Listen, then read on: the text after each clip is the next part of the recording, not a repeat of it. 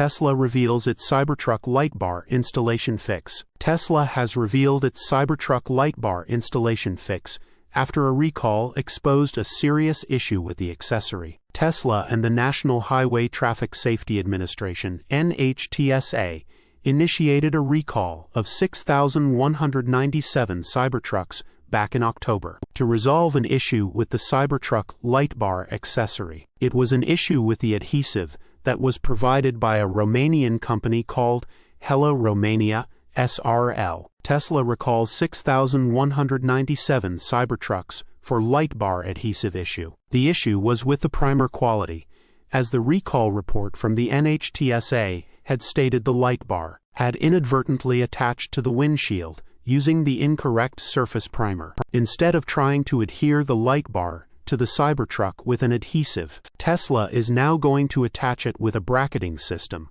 which will physically mount it to the vehicle instead of relying on adhesive strips or glue. Tesla outlines this in its new service bulletin, labeled SB2590001, spotted by Not a Tesla app, where it shows the light bar will be remounted more securely. The entire process will take a few hours, but it can be completed by the mobile service techs. So if you have a Cybertruck that needs a light bar adjustment, it can be done without taking the vehicle to the service center for repair. However, the repair will only happen if there is no delamination or damage present. Then Tesla could retrofit the service-installed optional off-road light bar accessory with a positive mechanical attachment. The company said it would repair the light bar at no charge to customers. The light bar issue was one that did not result in any accidents or injuries, according to the NHTSA's report. This was the third recall on Cybertruck this year, as one was highlighted in March for exterior trim panels detaching during operation. Another had to do with front parking lights being too bright,